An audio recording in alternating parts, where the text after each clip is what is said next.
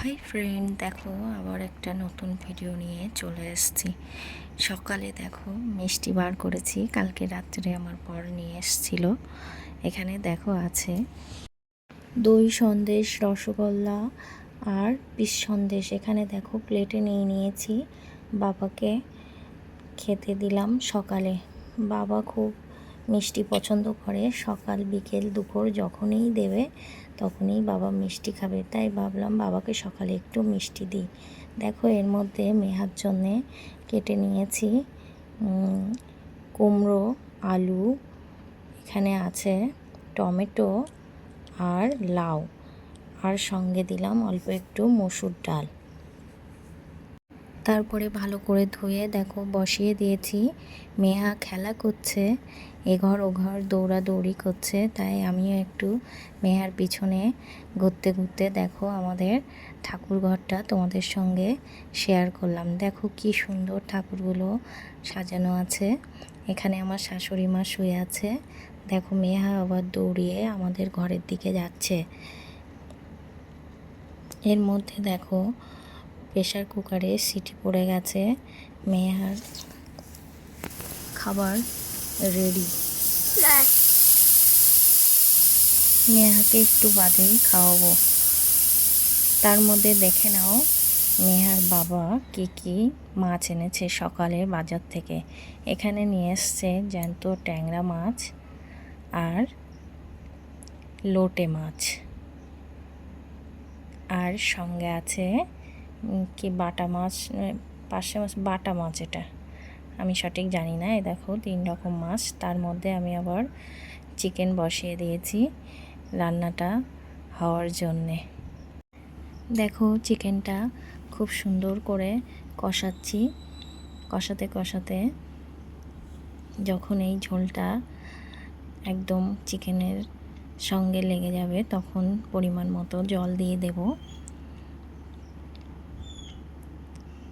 দেওয়ার পরে আমি চলে যাব বাইরে, অনেক জামা কাপড় রেখেছি সেগুলো কাচতে।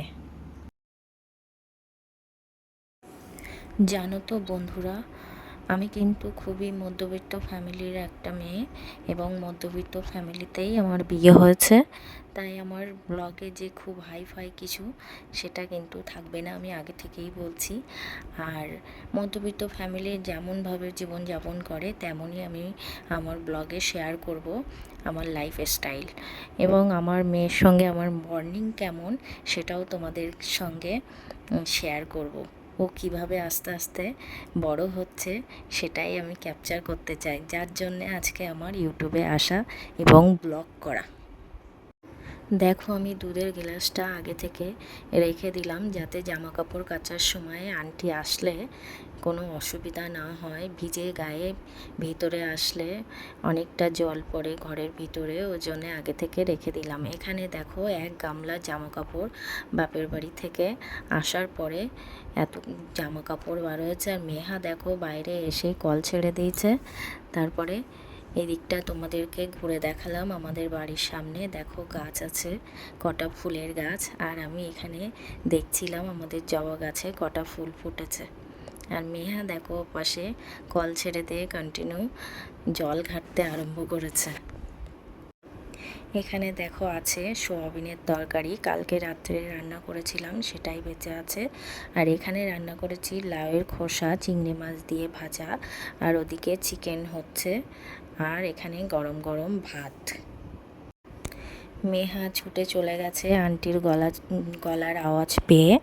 দেখো আন্টি দুধ দিতে এসেছে।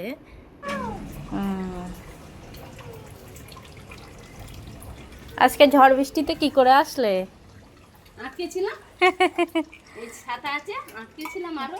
হ্যাঁ না বেরোলে আবার হবে না। হ্যাঁ, সে তো বাচ্চা দুধ খায় না, তাই তো।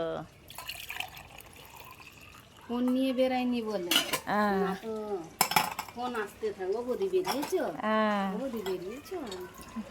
প্রচণ্ড বৃষ্টি হয়েছে, তার মধ্যেও আন্টি দুধ দিতে এসছে, সেটাই বলছিলাম। দুধটা দেখো ঘরে রেখে তারপরে বাবাকে ভাত দিয়ে দিলাম। এখানে আছে চিকেন কষা, শসা আর সাদা ভাত, আর আছে লাউয়ের খোসা ভাজা। এবার বাবা চলে এসছে, ভাত খেয়ে নিচ্ছে।